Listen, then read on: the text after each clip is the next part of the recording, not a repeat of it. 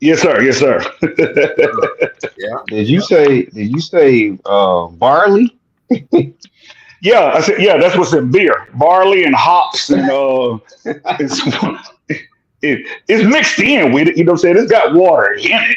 You know what I'm saying? Okay. But that's yeah, that's just not the primary. You know. Yeah. Tyrone called the barley. Yeah, yeah. Uh-huh. Yeah, you know, I mean, yeah, All right, I'm back, you know, y'all. it's a hard job out there. So I got to mix a little bit in, and you know, Man, I put me some pickle juice. I put me some pickle juice in at the end, and I'll be all right. you'll be all right, man. Got a little Yeah, water. There Got a you little go. The water. Donovan McNabb pickle juice. You know what I'm saying? He used that during his playing days. Mm-hmm. All right. Well, hey y'all. It's May the 8th. We in the studio, and welcome everybody to the Sports Brothers Show on the 401 Sports World Network on YouTube. So make sure you type in 401 Sports World Network on YouTube. Make sure you tune in to all that because look, today, man, tonight, as you can see, I have E in the building, I have Twan in the building, and we're gonna, give our takes on the first round of the NBA playoffs and also our initial thoughts here on this semifinals that has just begun. So yeah, a lot to talk about there, and also in Lakerland, the Lakers are looking for a head coach, and I'm gonna find out from these gentlemen, just like the cover had on there with JJ Fad, right? Taking it back to the days of JJ Fad. Uh, will it be a fad? Will the Lakers sign JJ as their head coach? We'll talk about that later on in the episode. So get ready. Twan, I know you got your electrolytes going, and E, you got something going over there too. And get you another sip, and then we're gonna get this party started.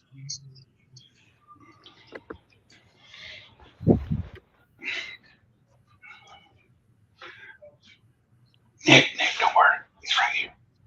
I got it. Nick,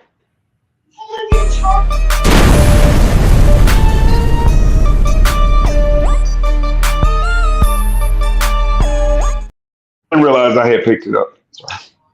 All right, we are back. So let's do this. NBA, gentlemen, let's talk about the first round NBA playoffs. Get that out the way. What were your thoughts on the first round? We'll start with you, Twan. Just some of your initial thoughts on the first round. Then we'll dive a little deeper. Um, everything went. Well, first of all, good evening, everybody. Mr. E, Mr. Hey. 411. Everything went. Everything went as I expected. You know what I'm saying? As far as the results, the only result that kind of surprised me a little bit was was the Timberwolves sweeping Phoenix. Oh, okay, Uh, sweeping Phoenix. Yeah. the sweep, I was going to pick them to win it, but the sweep was just a bit of a, you know, that I thought Phoenix had enough star power to grab one at home. Um, that was it. I was feeling New York against Philly. Um, uh, I'm just trying to diddle through everybody. Indiana, without Giannis, the Bucks, even with Stoudemire, they're still Stoudemire with Portland. You know what I'm saying? Same thing. Yeah. So without Giannis, they are who they are. The Lakers showed you who they were, and like I said, everybody else, nothing surprised me as far as like the first round. Um, as far as everything went, um, you knew Miami was always going to be a tough out. Um, the fact that this is the second year with Butler kind of having some issues getting into the playoffs. Yeah. That is, if you're the Heat, that's something that you might want to address going forward. Um, but as far as everything else, man, nothing really surprised me. As far as the way the games went, I like the young talent. The 7 games against the 7 games for Cleveland and Orlando. What is happening now, and I know it's going to be a little off topic, and it may be something we can touch back later on. But like the young guys now, it's at the changing of the guard, and I love it. You know what I'm saying? We're getting to where we can some of these older heads. The basketball it's always going to be fine. Every time, we were like, well, what's going to happen when Jordan leaves? What's going to happen when Magic and Bird leave? And then we're going to be like, what happened when Shaq and Tim Duncan? You know what I'm saying? Like, the game is still in good hands. We got some good young players, and I like it. I love it. I love the way it's going now. And like I say, this as far as the I'm sorry, y'all. My kids and came. Oh, you got company. So I got that's all right. I got a little fan club, bro. I got a little background right, noise that you I good. did not have, so I'm sorry about that. Yeah, we good there. E, what were some of your initial thoughts of the first round?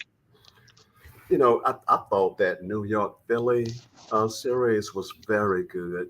Kind of kept me on my seat because I really wanted to see Embiid even do more. However, I know that he has been injured and often played.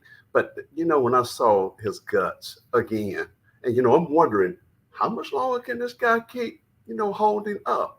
Because he is a terror for anyone. I really enjoyed, that series. And, of course, something we're going to continue to talk about as long as New York is in the game with Brunson.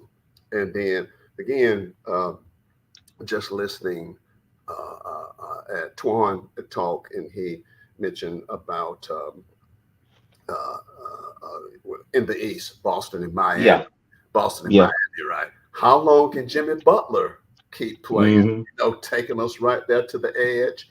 And, you really kind of feel bad for him because he's the kind of guy that you want to see do what he can do. But by the same token, though, is it Boston's time? Porzingis went down, right? But Boston and the emergence of Derek White show, the Lakers in Denver. How long can LeBron and AD hold that team together? How long can either one of them stay? Who's going to leave if anybody's going to leave, right? People talking a lot about the blame here and there. But again, talking about the new guard coming on like SGA and players like that, and just watching those guys at OKC play. And, we're looking at Dallas, and we're going to see what Kyrie and can do to help keep that team together in Dallas. Interesting, very good. And watching Indiana, can Halliburton, continue? Can he rise up from 6 points the other night? And they were able to get by the first round, but this thing's it's going to get tighter and tighter as we go on, and we're seeing, these stars come up, man, or the incredible man. I don't know what we're going to call it, but second round is going to be even better. It's already better. Yeah. I know for me in the first round, my favorite series was the Knicks and the Sixers, and we can like circle back to that in a few. But that was my favorite series, and just because of the intensity of the fans on both sides there.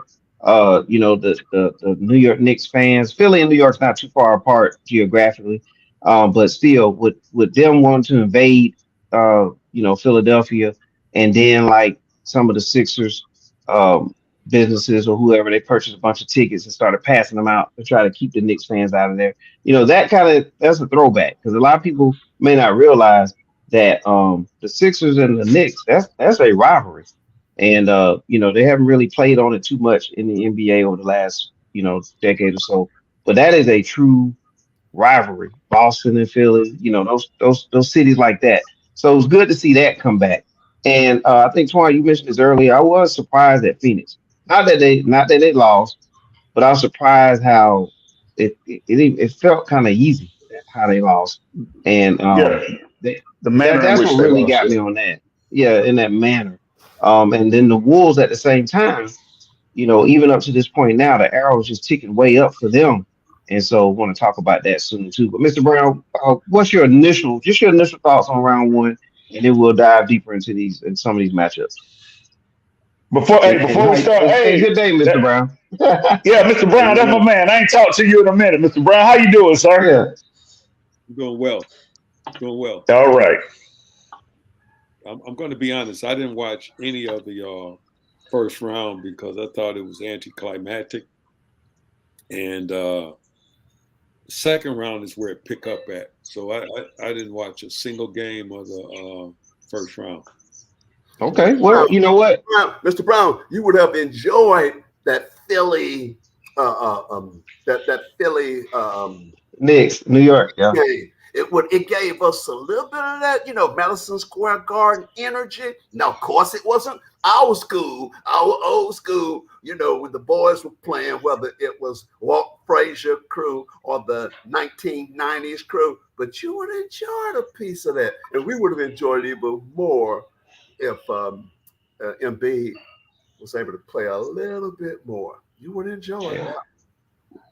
Oh, I got some nuggets I want to throw in after Mr. Brown, but I got a couple I want to throw in. But Mr. Brown, don't. Yeah, I just want to hear your. Like you said, you didn't see it much of it. Yeah. Mr. Brown ready for round two. Okay, so you can watch excerpts on ESPN, and I did. And again, I don't remember a series that Embiid has showed up in. I just don't see him as the dominant figure that they continue to label him as. The Joker had his way with him.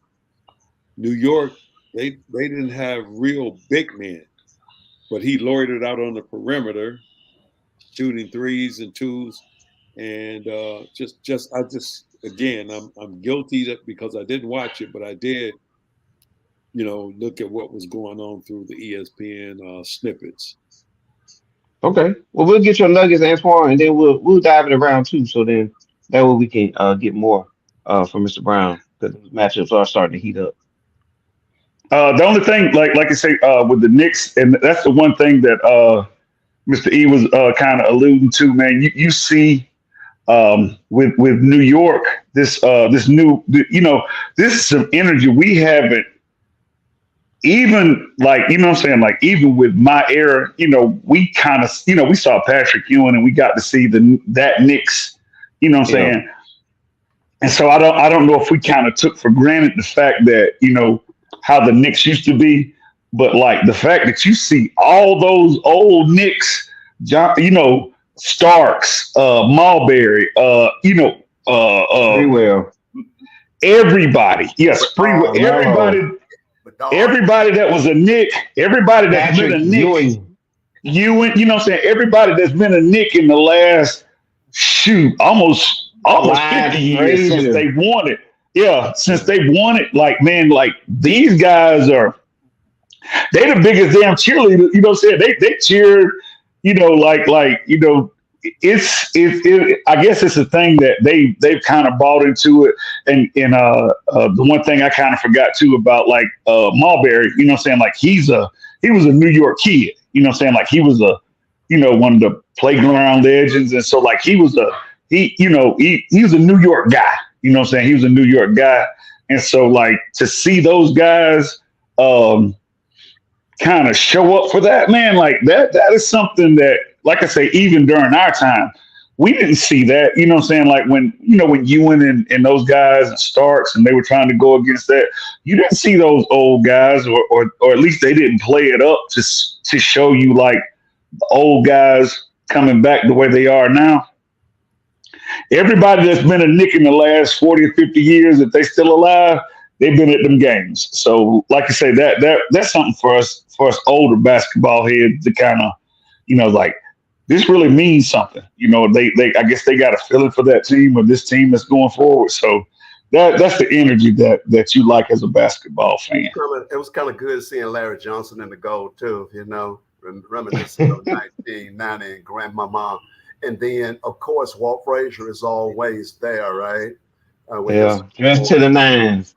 So, yeah, seeing the energy there, they say if you can do it in New York, you can do it anywhere. And the NBA actually, they relish the New York, Los Angeles, the Boston, and the Phillies type games anyway. It's good, for the NBA world. Yeah, because of that money. Yep. But yeah, I mean it's entertainment, and as someone like to say on here, it's entertainment. But yeah, so yeah, that was kind of like the main things out of the first round for me. But before we get out that first round, we gotta talk Lakers and Nuggets. So, um, the Nuggets did gentlemen sweep the Lakers. It was a tough 4-1, but they did advance. And now the Lakers have fired Darvin Ham as the head coach. And word on the street is there's a JJ Reddick possibilities all the way to Budenholzer, all the way to whoever else you could think of, Tyloo, et cetera, et cetera. Do you think the Lakers are making a mistake by cutting cord with Darvin Ham so soon? I'll start out since I'm a Laker fan. I don't know about you other two gentlemen, so I'll go ahead and field this one first and get my thoughts out of the way. We are absolutely making a bad decision to get rid of Darvin Ham if JJ Reddick is the next person that you want to be the Lakers head coach. To be a head coach, like some of the places that we alluded to, Philly, New York, LA, Boston, you have to be thick-skinned because they're going to come at you every single day.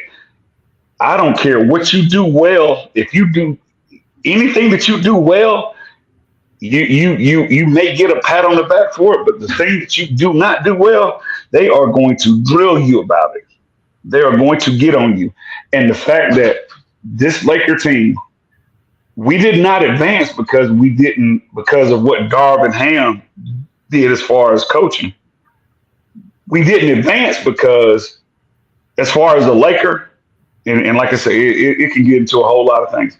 If LeBron James wants to win and he needs 7 people around him, he can't have the max contract. He can't take all of the money and then tell the Lakers, give me 4 or 5 good people around me. You can't do it. Anybody, Michael Jordan, Kobe Bryant, Tom Brady, the greats took pay cuts to get players around them so that their teams could succeed. LeBron James wants all the money everywhere he's been. He's been the highest paid guy, and he wants all the money and then tell the team, well, get me some people around me to win. You can't do it if you don't pay them. And so that's not Darvin Ham's fault. It's the front office's fault, first of all, to indulge this guy. I mean, like I said, I'm through with LeBron James at this point. And like I say, I won't go into that whole tangent, but I'm done with him at this point. If he wants to leave LA, please, I'll help pay for the ticket out of town. Let him go, and let's, we are seeing in these other cities, OKC, I'm sorry, y'all, OKC, Minnesota, Denver, but Indiana, where you have drafted your guys, you have stayed with the people that you drafted, and you build a team up, and you're rewarded with the fruits of your labor now. LeBron wants to come in, try to shortcut the process, and it has never worked. And I'm gonna let y'all go with that because I'll keep talking. But all right, who wants to go, Mr. Brown or Mr. E? We'll let the legend Brown. Okay, I'm somewhat taken aback by the assessment of LeBron, but I won't go there. The real issue with the Lakers is they haven't had a general manager in 100 years. Oh, they no longer draft well. They don't have a robust pipeline. And when you talk about OKC, Sacramento, the Timberwolves, they have a robust pipeline. They got young men in their pipeline that can play, and they bring them along. The issue, I mean, people come to see LeBron play. So you should, he should command the biggest salary, get as much money as he can, because nobody complained about the owners when they charge all these exorbitant prices and they pocket damn near $1 trillion a year, and it's only 82 games. Then they're so greedy that they get a percentage of any concerts that's held in the stadiums. And oh, by the way, those stadiums were built on taxpayers' backs. And you as a taxpayer can't get in there and say, hey, look, I helped build this, so I want to. It pales by comparison. We typically, and when I say we, I'm talking about the average fan, will lambaste a player, but it's the general manager. Rob Pelinka is not a good general manager. He was just Kobe's boy. He don't know what the heck he's doing. They bought Rudy Hashimari in. And so their guards went cold. You can get players because LA is what? A destination where people want to go, because you can make your money in television, advertising. You can do a lot of things there. So players are willing to come there, and they'll take a pay cut because they can make it on the outside interest. But the issue with the Los Angeles Lakers is that they don't have a robust pipeline of young players that they're pulling through the system. And it's the exact opposite with some of the other teams that I mentioned. Mr. Brown, the only thing that I can disagree with you on, sir, is we had those guys. We have drafted. You go back, we drafted Julius Randle. We drafted Brandon Ingram. We drafted Josh Hart. We drafted, we Ball, and we can get into the issue with Ball, but we drafted Ball. We could have drafted Tatum, okay, but we drafted Zubac. We drafted Josh Hart, D'Angelo Russell. I said Josh Hart, D'Angelo Russell. Okay. We have done that. We did that. Yes. When LeBron James got to LA, he had Lonzo Ball, he had Brandon Ingram, he had Josh Hart, he had Zubac, he had Kuzma. We drafted well. LeBron's problem was, and again, like you say, it may be what you disagree on. He does not want. LeBron has always said he doesn't want to go through the process of bringing the team up. He wants veteran guys that can step in and play their role. We had the pipeline. We had the pipeline.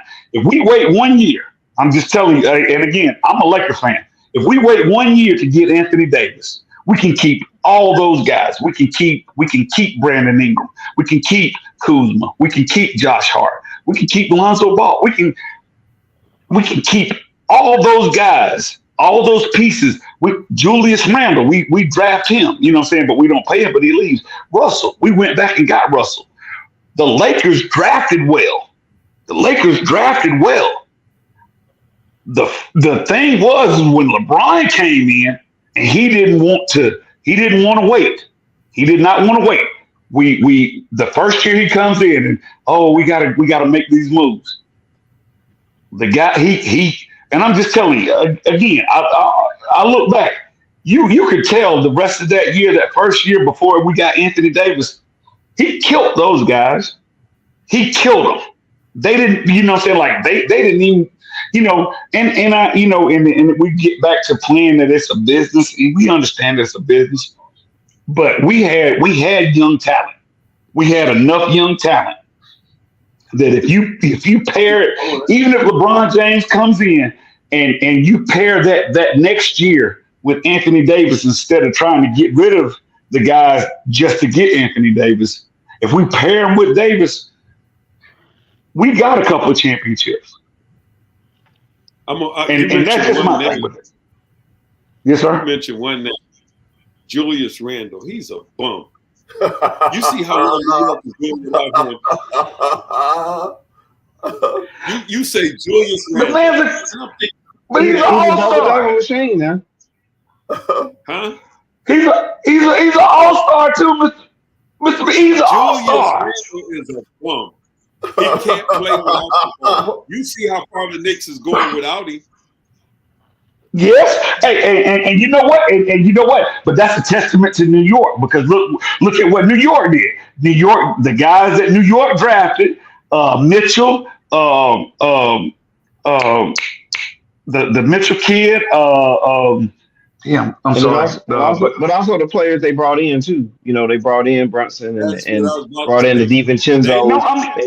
They brought in key supplemental players. Yeah, they brought guys, but they still, but the guys that they, you know what I'm saying, they brought Randall in, but you know what I'm saying, like they didn't, you know, if you want to criticize Randall, hey, that's okay, but. He ain't no worse than nobody. He's no worse than anybody that's in LA. He's better than Hachi.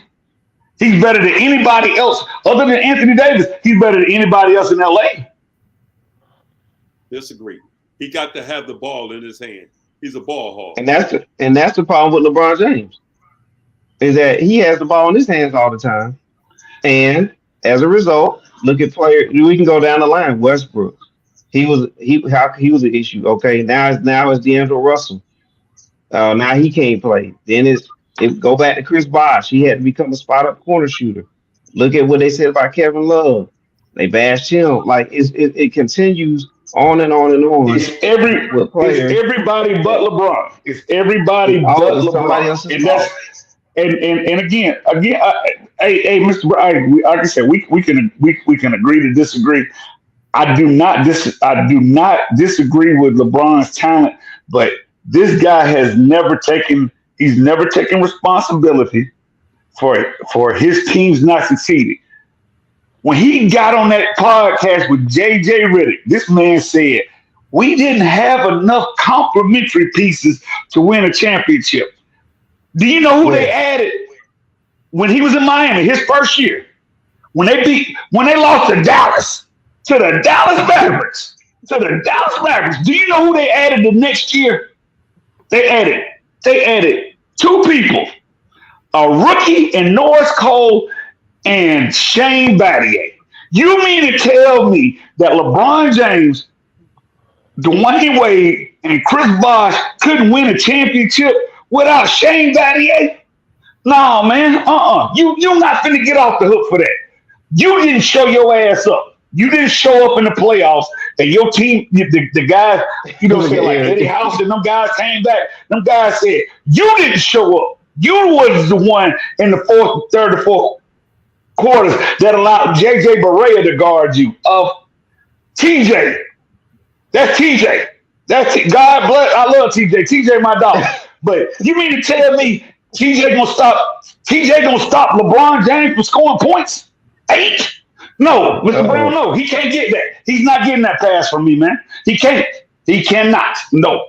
And as a Laker, again, I know we done got all off subject, and this is a passionate thing for me. As a Laker, I hear. The only thing as a Laker that he has for us, is a COVID championship. No, the in-season championship too. Man, yeah. Oh Lord, so I'm gonna say something. I'm gonna say something. I'm gonna make the thing. I'm gonna make the thing R-rated. My bad. No. Right. That's in season. Yeah. Okay. So if it's an in-season tournament, how the team that you lost to in the in-season tournament still in the playoffs, and your ass ain't? Hey man. I mean, going to the conference finals last season, and then winning the in-season tournament this season, and then having a tough out against the defending champs, and they fire him. I think that's the general manager and ownership not having control of this team, to lead to a lot of other things. For me. And then shout out to Spivey. He also threw in the general manager. I know Mr. Brown mentioned that too, general manager ownership. I mean, it's a lot of blame across the board, but Antoine is, in my opinion, he's on with the LeBron thing. Like for me, he doesn't take any kind of accountability on this stuff. You want these players, you want Anthony Davis, at the expense of not keeping the young talent, and then here you got it. You get a borderline all-star with Russell, you got help. You can't have 20 people score 20 points a game. Look at the OKC Thunder. We can't even name the head coach. We can't name people past Chet and Shea Gilgeous. We can barely name people on a lot of teams, but they're performing, and that's because they're playing as a team across the board, and players are allowed to play, in my opinion. But anyway, Eric, I know you was itching to say something about this. What's your thoughts on the Lakers situation? I'm so entertained, when I hear Mr. Brown and I hear Mr. Tyrone and you, and it's so exciting. It's so good. It's real. Everything that everybody is saying is right, whether you disagree or and you know what? And Hey man, I love Mr. Brown too. Hey, don't take this. Hey, he a OG. This is my second one with Mr. Brown, so I love when he get say he be dropping them. He be dropping tell them it like it nuggets and is. them dimes all the Yeah. time. Yeah, he give them to you. So I don't, I don't get me wrong. I love when like I said, this is my second time on. So I was glad to see him pop back up there. But like I said, he gives you he gives you that He gonna OG. bring it home. He gives you that OG experience, and that's what you need.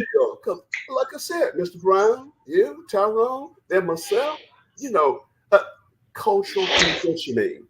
Put that in your notes right there. Cultural conditioning. You got to be able to look at the 60s, the 50s, the 60s, the 70s, the 80s, the 90s. And we have to look at this from what? Cultural conditioning. What we supposed to think. This is a new area. Let's do this. We get the rebound. We'll stay in the post. We do this. Oh, he's a stretch four now. He's a stretch five. Look at Cat. He can play defense. He can block the shots. He's long on. They got good defense. They got that young boy up there, Michael Jordan. Oh, yeah. Okay. Really? Okay. But what we're thinking at that time is what we have to go with. And, I like the point that I didn't really hear. You two talked about players. You three talked about players. And you're right. And we see how much strength and power that LeBron really has, right? But the general manager and ownership, because it's about capitalism, which is economics, of entertainment business. I heard somebody mention LA. Why would LeBron leave when he can probably get $164 million? He's kind of made California his home for right now, right? The Lakers probably say, "Hey, bring your son on." Bring your son on. Yep. But cultural conditioning, and we can compartmentalize every little spot. The player compartmentalize, the GM, the ownerships, the economics. Oh my goodness, entertainment. Why do you think Trae Young is in Atlanta right now? And the mindset of that culture in Atlanta was more suited for somebody like Trae Young. And we could see him. We saw him in Oklahoma, right here in the States, right? Well, maybe he can shoot the three. The three is the game now. Okay, we can win. The community of particular organizations having to do with the state, the city, the culture of that community within the larger culture of the NBA ownership and GM. What player can fit in this city better? Does he like living here? Did he go to college here? He's got family here.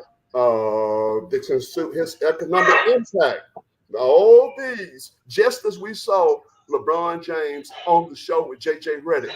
And I'm gonna leave this with this and make it short because guys already said good enough. JJ Reddick is not ready to be a head coach for the Los Angeles Lakers. All right, so there's a question there, and you already gave your answer, E. Does anybody Raise your hand if you feel like JJ Reddick should be the next coach, and then after that, we'll figure out who you think should be the next Lakers coach. Okay, so who do you think the No. next Lakers coach should be, Mr. Brown?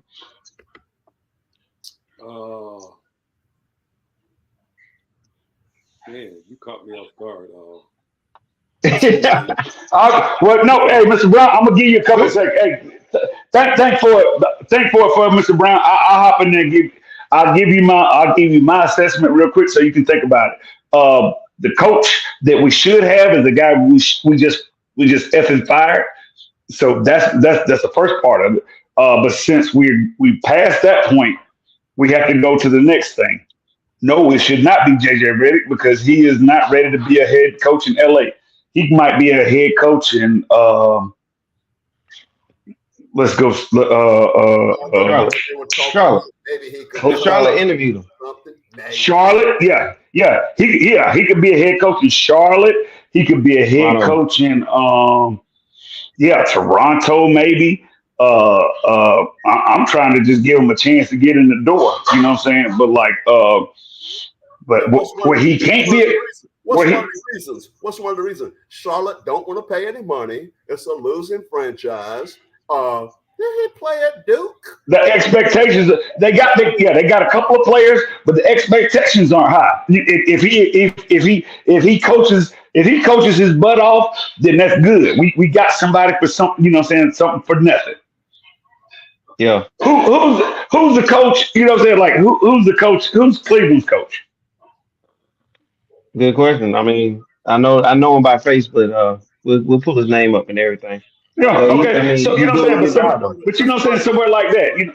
That's part of. But you know, there are places where you can go in and you can start as a coach, and whether if you succeed, then you get the benefit of it. But if you fail, then you don't necessarily get tagged for it. You cannot carry your ass to Los Angeles, Boston, Philadelphia, where else?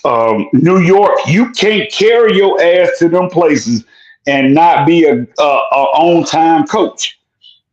So who do you have? We not. No. Who would I like? Like I said, the number one thing I would have liked to have was I would have liked to have Ham. My next pick would have been Ty Lue, but Steve Ballmer has too much money to throw around, so we're not gonna get Ty Lue. The next guy that I really would like would be Archie Griffin, who was up in Milwaukee. Why the hell did you get rid of him? Adrian, why the fuck did you get rid of him to bring in Doc Rivers' mediocre ass? Why would you do that?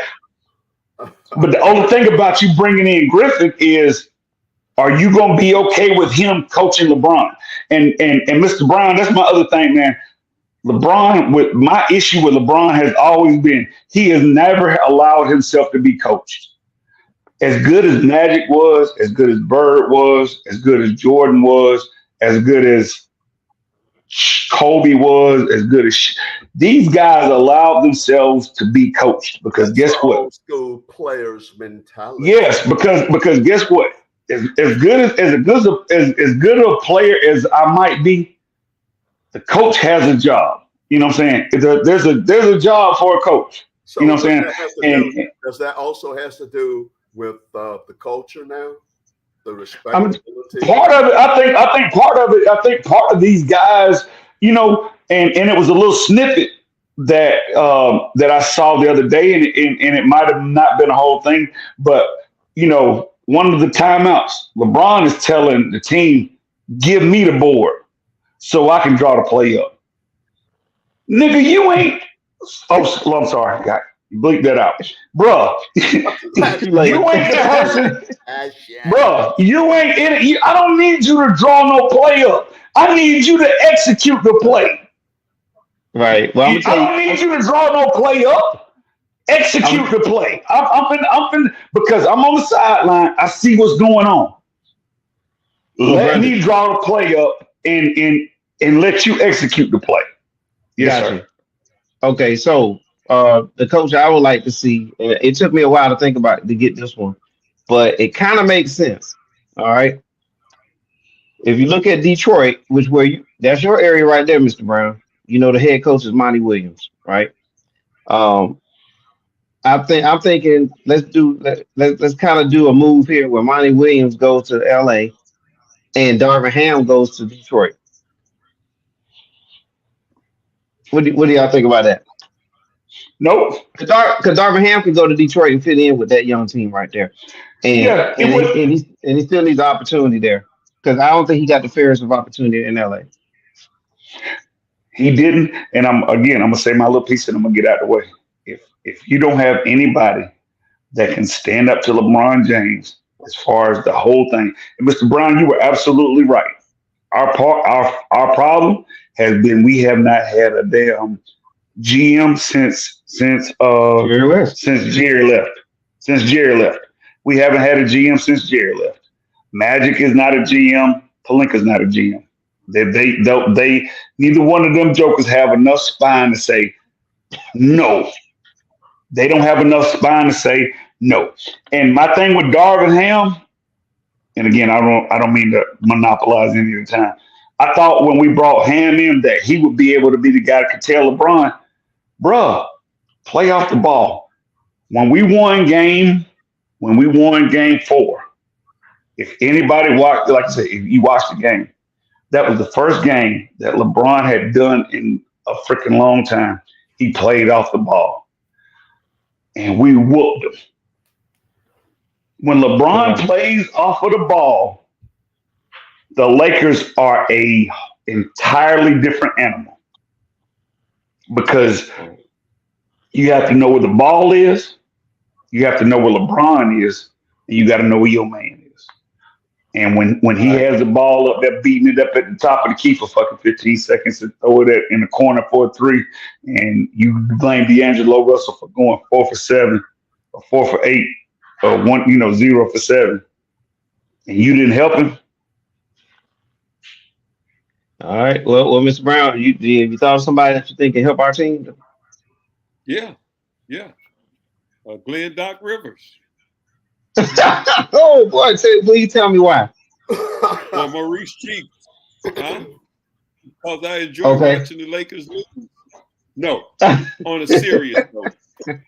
On a serious note, if they're really interested in getting a class, wake up. I think you knocked him out with that one, Mr. Brown. Mr. Brown, you hit me. Hey, you hit me so hard about chin. You hit me so hard about chin when you brought Doc Rivers in there. Oh my God, my bad. I'm sorry. I'm through. I'm listening. I told you I love you, Mr. Brown. I love you, Mr. Brown. I'm listening. I'm sorry. I'm listening. You want me to tell you who would be the ideal coach for them? Yes, sir. Udoka. Oh, good one. One more time. Say that one more time, Mr. Brown. Ime Udoka. Pay him the money and bring him to LA. Wow. Oh boy. Let's Udoka. Let's get that one done because Udoka wanted to fight LeBron. Hey. I told y'all I like Mr. Brown. I told y'all I like it. Hey, there you go. You dropped them nuggets. Hey, there you dropped them. Hey, you brought one I didn't even see. Bring him on. Ime Udoka would be the man. Whether he was in it with LeBron or not, he command respect. He don't ask you for it. He commanded. And when you give a coach the keys to the vehicle, that's to make the decisions and to work in concert with your general manager. I'll tell you another good coach, but they're not going to let him go. Brown with the Sacramento Kings. He's another good coach.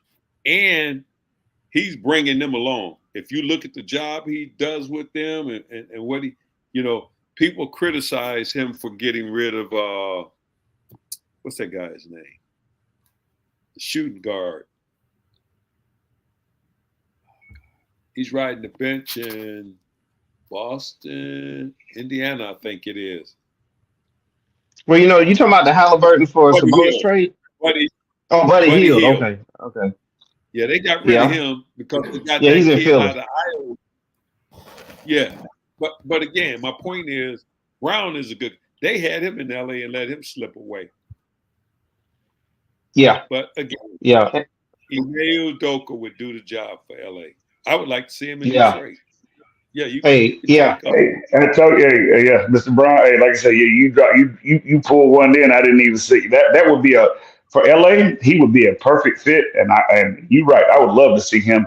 And again, and on Mr. E, I want to hear from you. I don't want to cut nobody short while I'm talking, but You're not the cutting. thing about LeBron, We like yeah, what the thing about LeBron, we like the what thing we about like. LeBron. We- Yeah, the thing about LeBron that everybody always talks about, and I had a little bit of a discussion with this today. Everybody talks about, well, who did LeBron have as a head coach? Who did he allow him to coach him? He had, like you said, Mike Brown. This man had Mike Brown. This man had Eric Spoelstra. This man had Tyronn Lue. He won a championship with Lue. He won two with Spoelstra. LeBron's problem, and again, this is just my personal issue with LeBron, is that he has not allowed himself to be coached. He's If the you look king. at, He's the king of the He has the young. highest IQ ever in the game of basketball. I don't give a, okay, if he got it. This is a PG show and I'm not going to do it. Okay, how you lose 6 times if you got the highest IQ? How you lose 6? Okay, 5. I'll be passing on with Skip on the floor. I'm gonna take that first Cleveland loss away from you because you hit the ball out the park with that Cleveland. How you lose 5 times and you had just as good as any team? Your players, player for player, you had just as much talent as the team that you lost to, and you lost 5 times. Stop it, man. No. Not with me. No, sir. I want to remind you of a couple things here. Just Yes, sir. so you take exception to him drawing up plays. Magic drew him up. Bird drew him up. Bill Walton drew him up. Moses, Doc, all your Michael Jordan was notorious for drawing up plays. You know, one of the things I like is that if you listen to some of these podcasts and listen to players laugh and talk about one another, they talk about what going in the huddle, how they be on the floor. No, that MF can't guard me, or he's this. He said, so we're gonna hit him here. It's like Roscoe, Rasheed Wallace. He said Shaq beat him up so bad because he down there trying to grind with him on offense and defense. So somebody came in the locker room and he was sitting up there with ice bags on his ankles, his knees, and his shoulders. He said, "You a fool." I said, "Roscoe, you can't grind with him. You got to take him outside to where you know you can deal with him." Coaches should have saw that, but they didn't. But so they get in the huddle and make the adjustment, and now he's killing Shaq on the outside. So again, play sports. You know, you go to the huddle and the coach drawing up something, say, "No, this dude over here is weak. We got him. Can we run something on this side?" And they'll be like, "Oh, yeah. Because what are they doing? You can't watch both sides of the ball, defense and offense. That's why they have all these assistant coaches to make recommendations. But again, you know, we want to kick LeBron in his teeth when everybody, all the superstars are doing the same thing. So I digress. I'm going to agree with you. We're going to beat LeBron up tonight. And no, Mr. Brown, and you're right. It's not this. It's not as far as like you say, not just the individual play or whatever, but the again, all I can go off of is what I saw and what I've seen. You know what I'm saying? I can go off what I've seen. We go off of just the maturation of Michael Jordan. He had a coach in Phil Collins that was almost enamored with him. You know what I'm saying? Phil Collins couldn't see. Phil Collins. No. With Jordan. No, I'm saying with Jordan. Doug Collins. I'm sorry. Yes, sir. Doug Collins. Yes, sir. I'm sorry. Yeah. Yes, sir. I'm sorry. But Doug Collins was so enamored by Jordan that he couldn't see him doing any wrong, right? You know what I'm saying? He let Jordan pretty much play the way he wanted to play. And so when you bring Phil Jackson in in that first year, Jordan was saying, no, look, the same way you're talking about. We finna do this my way. And he went through again and he kept losing. And then when Phil comes in and says, okay, I'm not going to change everything that you're doing. I'm just going to change a little bit so I can help you out. And when Jordan bought into Phil Jackson's way of thinking, the same way Kobe had to buy into it, the same way Shaq had to buy into it, what happened? They won. The one thing about LeBron, he has never bought into any of his coaches. Again, Spoelstra is a good coach. Can I give you a word? Mike Brown is a good coach. Ty Lue is a good coach. Yes, sir. Cachet.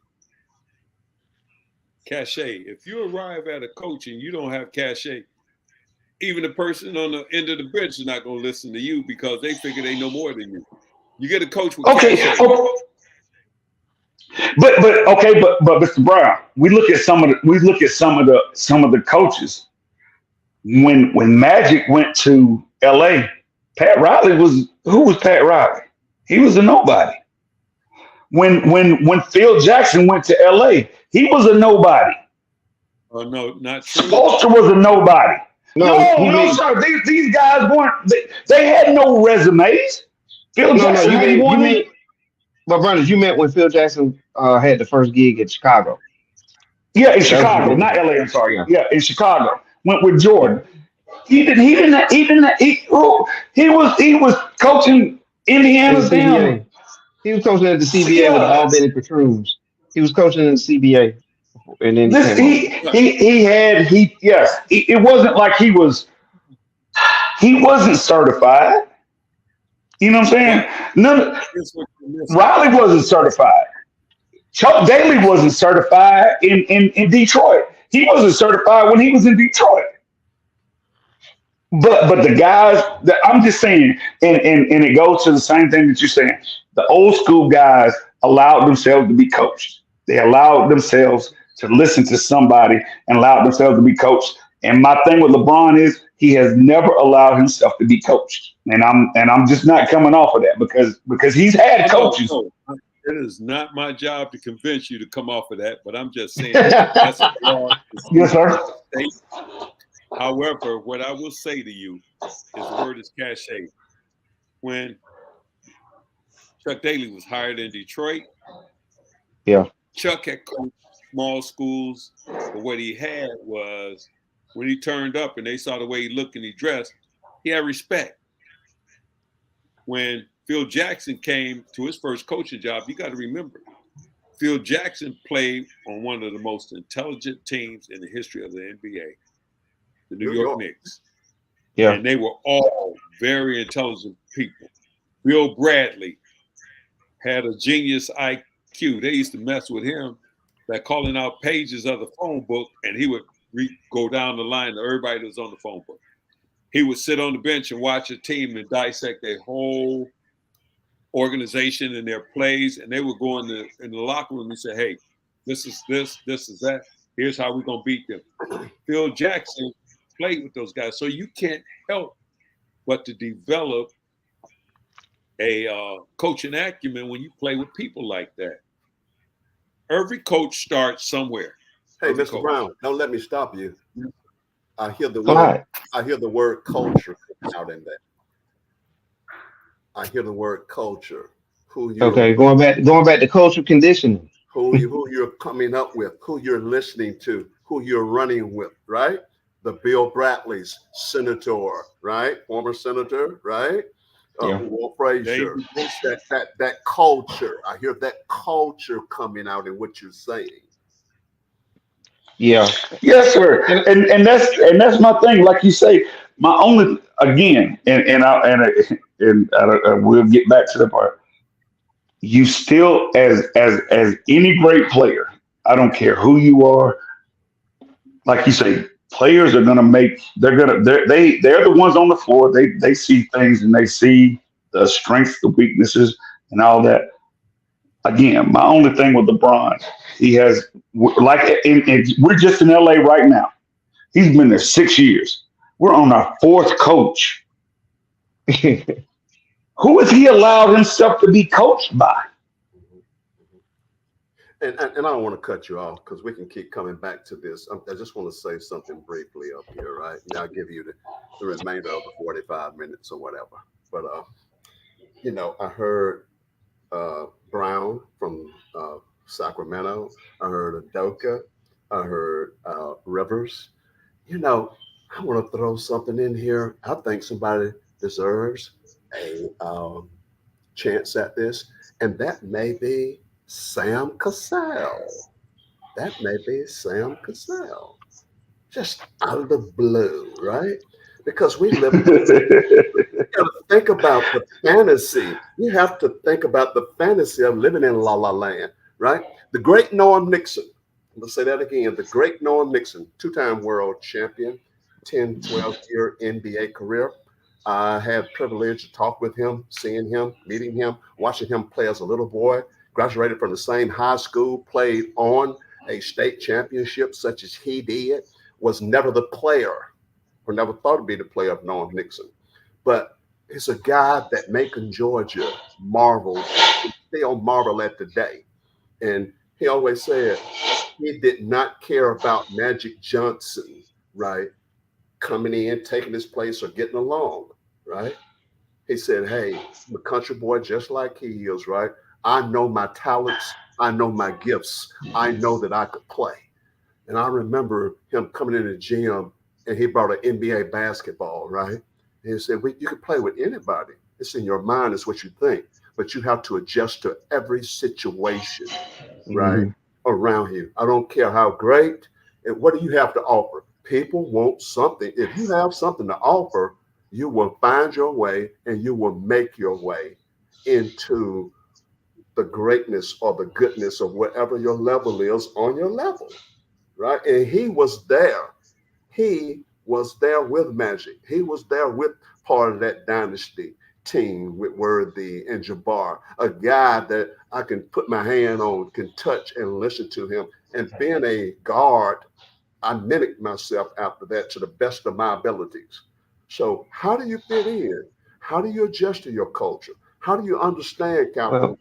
How do you understand entertainment? And specifically, if you play in Los Angeles, if you play in New York, if you play in those kind of cities. So, GM, who could coach? How would a Sam Cassell fit in?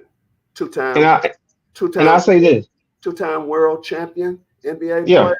He has been grooming and under some of the best coaches in the NBA, some of the ones that Mr. Brown and Twan just mentioned, and he's been around long enough. And Sam Cassell is gutsy. He's been there. He knows that Los Angeles crowd. He coached there as assistant, right? I think with the Clippers, and with Ty Lue. Let's think about that. And Mr. Brown, I mentioned who you become is largely about who groomed you, who do you listening to, who you believe in. They don't have to necessarily be a mentor, but who did you watch? Who did you listen to? Well, Eric, what about this? When you mentioned the Sam Cassell, right? That's not a bad choice. Because he has been on multiple benches. He has played the point guard position. He has won championships. So that's not bad. And he may not command the salary that some of the other coaches like a Ty Lue may command. And let's not forget that the Los Angeles Lakers, going back to the management, they have a history of lowballing coaches. They have a history of getting coaches, even like a Pat Riley. He wasn't the Pat Riley that everybody know at that time. So you can get him kind of on the cheap. The only one that had to really pay for was Phil Jackson. You know what I'm saying? And that's probably because Jenny Buss and Phil Jackson were an item at that time. So that kind of helped with that too. Plus the Lakers were trying to that's my boyfriend. But it kind of falls into line into the if you go back with the Lakers and look at all the coaches, they kind of get coaches that you don't have to pay a lot of money for. So he would kind of fit that bill. JJ Reddick would fit that bill because he's just trying to get in. Like that's really the way the Lakers have gone. They haven't really gone with the big home run on a coach. And Ty Lue's not there now because we lowballed Ty Lue.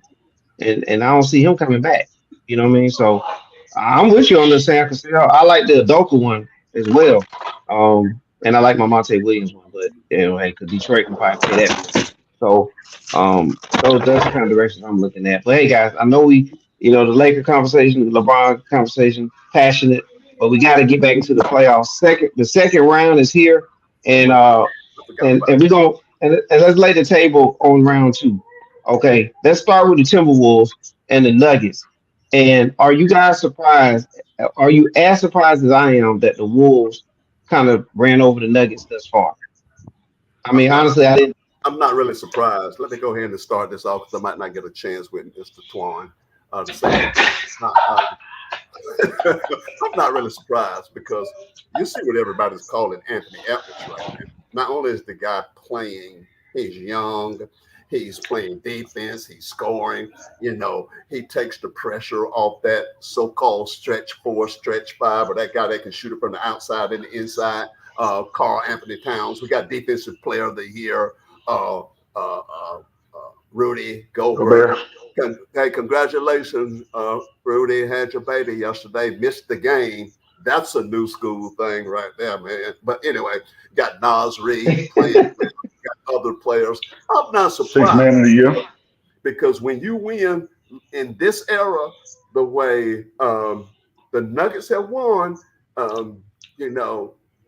really, these guys, you're talking about what goes on in the locker room.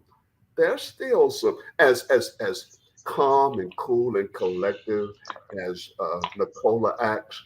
He's still a younger person, and he's still, I got 2 MVPs. I don't really care. Just let me go back to my farm. And really, that stuff is true. And there's always a down. You can't stay on the top forever. So I'm wondering about his emotional level right here. What's going on with him? And then, the injury plague has always been there with the point guard, Murray. But the injury is always been. Yeah. And I'm not sure. And then Cole, he's been taking them. He has NBA championship experience with the bubble championship, at least one, right? So, yeah, I'm not. And the Nuggets last year. I'm not surprised. That's right. And last year, I'm not surprised that they look a little down. In fact, they look a little fatigued and distraught to me by this youth that's coming up on him. So, right now, no, I'm not surprised. All right. Are you surprised, Brandon? I don't want to overtake anything. I want Mr. Brown to get his little piece in if he can. I ain't messing with you, Mr. E. Now you're right. I get excited, man. So that's good. But come on, Mr. Brown. Yeah, go, Mr. B. Yes, sir. Because I've sort of just peeked at the season off and on. I didn't sit down and just endear myself to an entire season watching everything. Yeah. So I look at the game from 3 perspectives: defense, star power, and offense. They are doing something that very few teams in the NBA can do. They have 3 big men, and they're running them at Nikola Jokic. I mean, they're running them at the Joker, and they're beating him up in the process. He can't sit down, paint, and just score and throw passes. He got to play deep. So then, when you have Rudy Gobert in there, and if he gets to the hoop, you're gonna find that Gobert is trying to block his shot or get him to change it. And then you have the other big man, what's his name? Karl Anthony Towns. Not Karl Towns. Yeah. So you find him Towns and Reed. Nazir Reed. Right. But for the most part, Joker is the engine that gets that all going. And he's not getting it going. Then you talk about the Ant-Man. He's giving them the business, defensively and offensively. And so I love that you said defensively and offensively. Mhm. Yeah. Mhm. Am I Going up on the surprised? backboard, he's wiping it off the backboard. On defense, you can see the 22-year-old youthfulness in him. He's athletic. Again, people are comparing him to Michael already, right? By the way, wasn't the Joker named MVP today of the league again? Yeah. I think so. I think so. Breaking Yeah. I news. think I think Joker won it. Yeah. Yeah. And what else you had there, Mr. Brown? I don't know. Okay. Y'all got to let me get mine because I'm telling you, it'll go away from me real quick. That's why I keep notes. All right. Well, we'll make sure they do. We'll make sure we all do that. But Good. just to jump off of that, I mean, to continue on that trend. I'm gonna throw something else out to you guys, and something that I noticed in this series. Right now, during the season, uh, Jokic averaged 33 points, 12 rebounds, and 4 assists a game against the Minnesota Timberwolves in 4 games. So 33 points, 12 rebounds, and 4 assists a game. That's pretty impressive. So it's not like he hasn't seen this team before. But what I have noticed is they're not actually putting Gobert on Joker. They're putting Gobert on Aaron Gordon, and that's taking away that alley oop pass, as you said, Mr. Brown, like the engine of the Joker, getting the ball and making the pass, making the decisions. They're taking that alley oop flip pass away, which is a weapon, and that's actually Gordon's best play too. So you taking away Gordon, you taking away Joker, the layup slash flip it into a alley oop pass away, and then they're also putting so much pressure on Murray that they can't get into the pick and roll play, which also sets up the alley oop on the back end. So whatever their game plan was, whoever put this game plan together, which got to be the coaching staff, they're doing a great job with that so far. And I want to see what the Nuggets can do to counter that. So that's what I'm more Okay. intrigued by now. And so I want to hop in. Go ahead, Mr. Brown, because if you got your thought, go ahead, because I want to. When you talk Sir? about the regular season, now you got to remember that at some point in time during the regular season, Karl Anthony Towns was injured.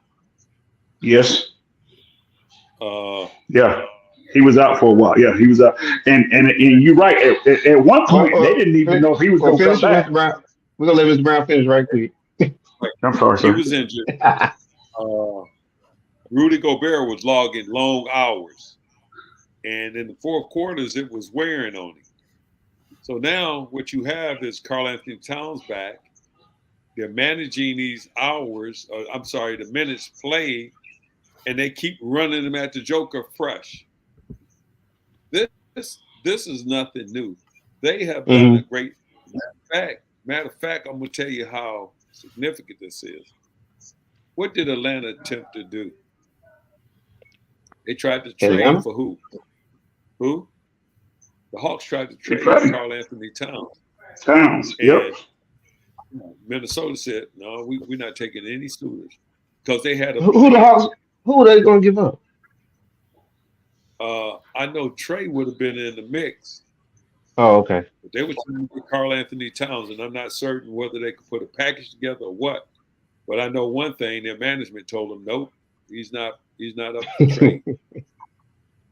So smart move by them. Go ahead.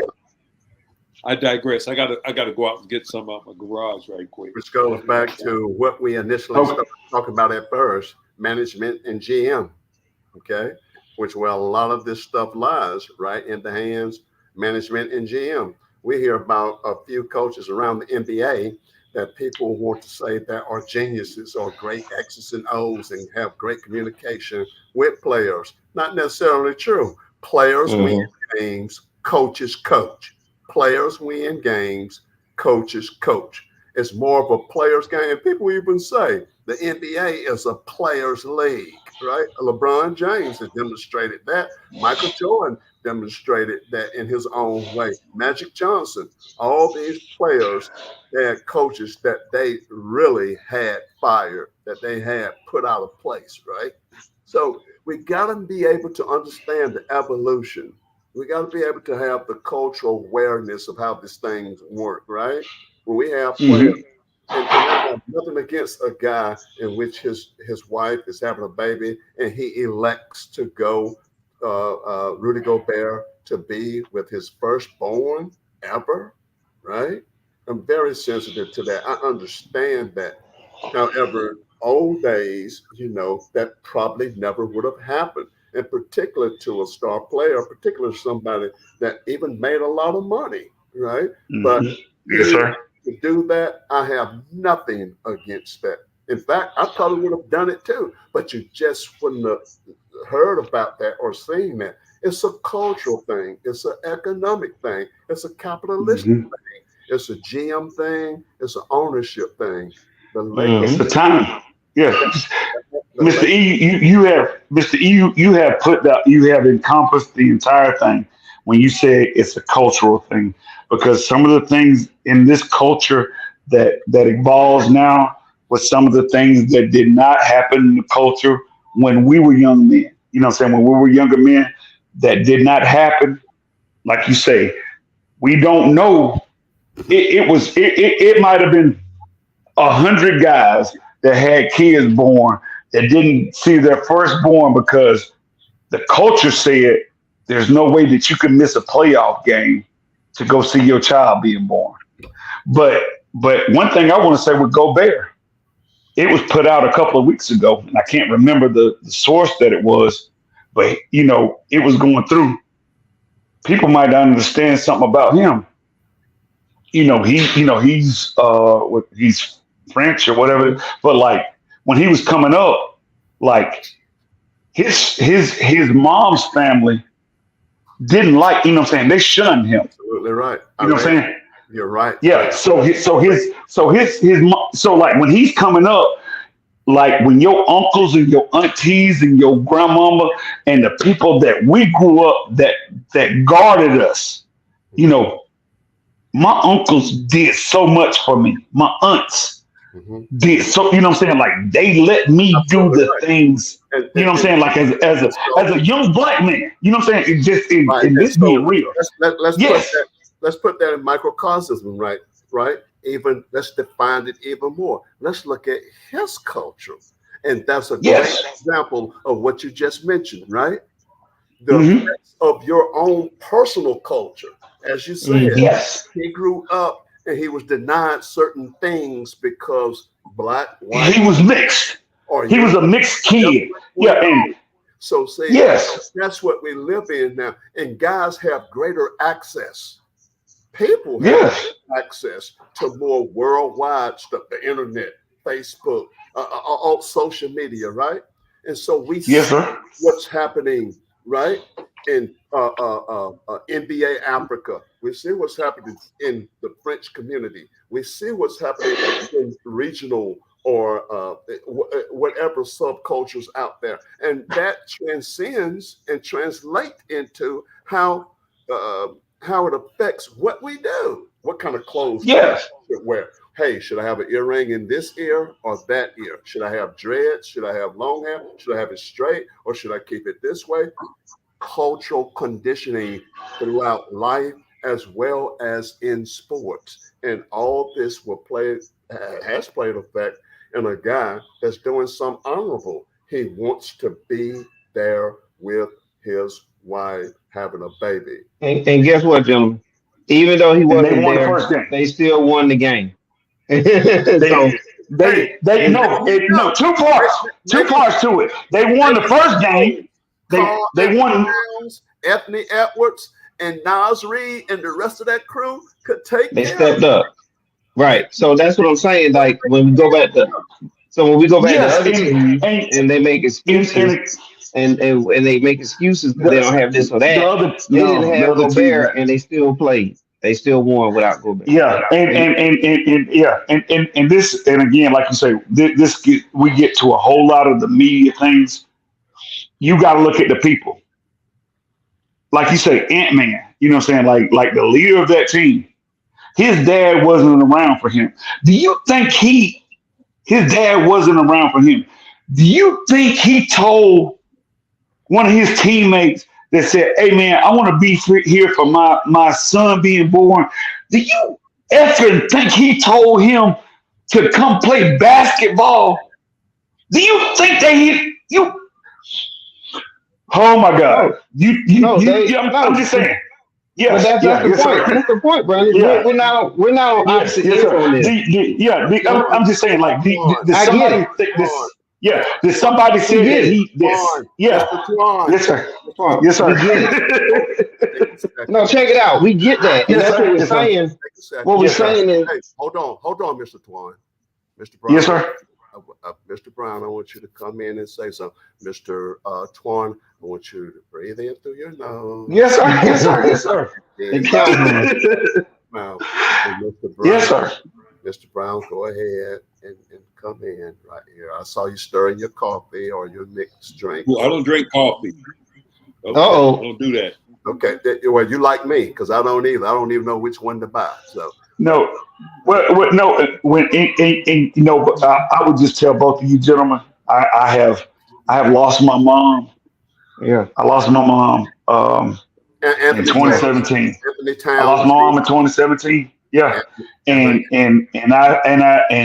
as a man, I've had my dad. And the one thing, Right as there. a man, I had to appreciate. I have learned to appreciate my dad a lot more as a man, because there's one thing that a man needs. A man needs. I love my mama, and she did a whole lot for me, and she would do more for me than probably anybody else in this whole world. But the things that my dad did for me, he taught me how to be a man. And the one thing, and like I say, and like I say, just not to get in that whole thing. If you don't have a father, if you didn't grow up with your dad in that whole situation, if you think, like you say, as far as his teammates, I guarantee you, he did nothing outside of what his team allowed him to do. If his team said, "Man, we need you," I guarantee you, he would have been like, "Okay, I'll do this, and I'll come back and do it." His team, like you say, just with that, Carl Anthony Towns, like you said, he lost his mom. He still has his dad. Ant-Man grew up without his dad. I guarantee you, they told him, "Man, go be there for your son. Go be there for your son. Hey, Go be there for your family." Hey, I feel you on that. Call me after the show. Call me. Yes, sir. I'll make sure you guys link up. I'll make sure. Okay. And Like I said, yeah, I know. Yeah, like I say, I didn't mean to get so, but like I say, just and like I say, my what you call it is some of the same things that you say. Some of the things where we get conditioned as far as the media and the things that people want to portray. The thing, especially as a black man, you know what I'm saying? Like, we get dogged for so many things, but this is a black man that was there for his child being born, and you want to talk about a basketball game? Right. Guess what, brother? And Gilbert Arenas came out and blasted Gobert about this, and I couldn't be more on the other side of the fence with Gilbert Arenas' take on Gobert not being there. Again, that nigga started in 15 playoff games. He started in 15. I looked it up. That nigga started in 15 playoff games. The last 2 years, he didn't. Oh, that nigga averaged. The last year, he averaged He averaged like 1.7 in his last year in the NBA. But that's okay. We don't agree with Gilbert Arenas' take on that. And the one that means the most is the Nuggets. I mean the Wolves.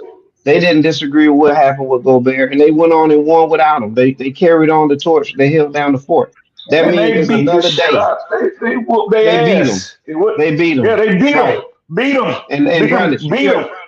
And brothers, we are here for you. You understand that? So with you being on here, I know it's therapeutic. We go way back, and I know that you had, more than one loss in your recent time. Hey, man, and it's not just me. Yeah, and it's not just me. Bro, this again, Mr. E, this is my first time on with you. I love it. Mr. Brown, this is my second time on with you. You always giving me some information, and I'm glad I'm back on with you a second time to hear the stuff. And then me and TJ been friends since 1991. We went to high school together. So like Yeah, Man, yeah. We went to high school together. We was in math class together. We've been friends since 1991. So everything, as far as both of you gentlemen, everything you tell me, I'm still old school. I take that stuff in and I take it to heart. You said Yep. you played with Norm Nixon. Man, that's something, bro. I Yeah. can go back and tell somebody I done talked to a cat that played with Norm Nixon. You don't know what that kind of saying like you who was Norm Nixon? Nigga, he was a baller. He was a damn Hold, baller. Norm Nixon was a baller. He wasn't no damn regular cat. He was Mr. LA. He was Mr. LA before. hold on. hold on. Before it gets out, I didn't play with him. He's older than He's me. older, yeah. But they Yes, played. They played the same high school though. Like same high school. This is what I yeah. want you to do. We all Mr. E, they ain't gonna look it up. They ain't gonna look it up. Them niggas don't. They don't do no research. Don't nobody do no research. I just say y'all were close to. wait a minute. Yeah, I say y'all were close. Listen. Yes, sir. Listen for a minute. Yes, sir. Listen for a minute. Mm-hmm. I want you because I love your passion, right? I love your passion, man. And that's why I want you to call me when we're done. And Tyrone is gonna make sure I'm gonna link y'all up for information. And I want you to call me, anytime tomorrow, anytime Friday, anytime this weekend. Call me soon, man, because I want to hear some more with you, man, because you're dynamic, you have great plans, some things. And guess what? We're going to sit down, talk about it, have some lunch, have some dinner or something, maybe even go to a Hawks game together or meet up. Can I go? Someplace. Can I go? And we're going to do, sure, of course. Okay. So I want you to rest on that. And Yes, sir. talk.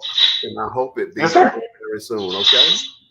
Yes, sir. Hey, I learned. Hey, like you say, I can listen. I can listen. I can learn how to listen. Gotcha.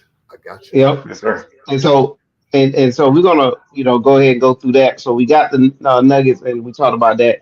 But hey, anything about this Knicks Pacers series that intrigues you guys, Mr. Brown and Mr. E?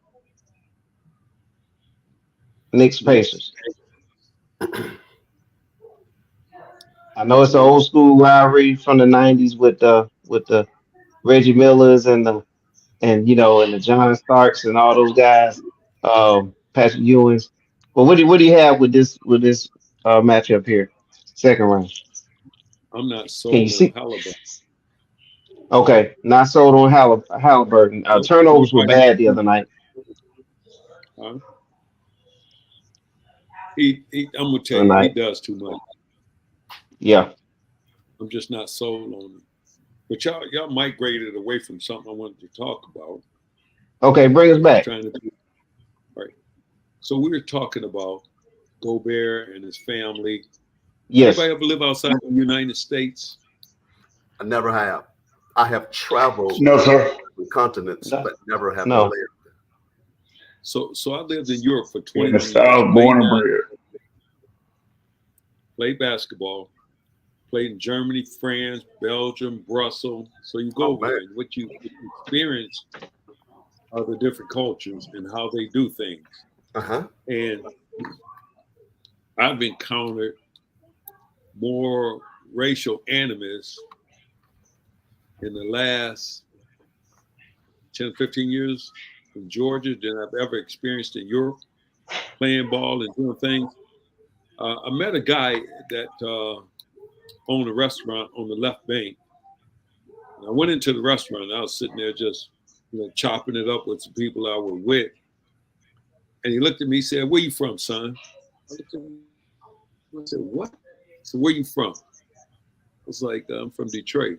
He said, "I'm from New York." I was like, "Oh, okay." He said, "You're in my restaurant." I said, "Your restaurant?" He said, "Yeah." He said, "I came here during the Second World War, and I refused to go back to the United States." He said, "I've been treated better here than I have at any other time in my life in the United States." And I'm thinking, man, you don't know what you're talking about. But I allowed that to pass. So what you Is this a black man? Yeah. He's a black. Okay. He's a black man. Okay, yes, sir. interracially married, 2 daughters and a son. So the reason I tell you this is this. I've been married for 49 years. My wife is English. So I'm an interracially married man. I don't carry any badges of courage or anything of that nature. And when my children were born, when we first came to the States, we went in a restaurant and we was told, well, we don't serve y'all. I'm thinking, what the hell? I'm from Detroit and I was in Texas, so I'd never experienced that. So it was some adjustments. So what's important in your life is that you're going to age. The decisions you make as a young man is going to carry you through your old age.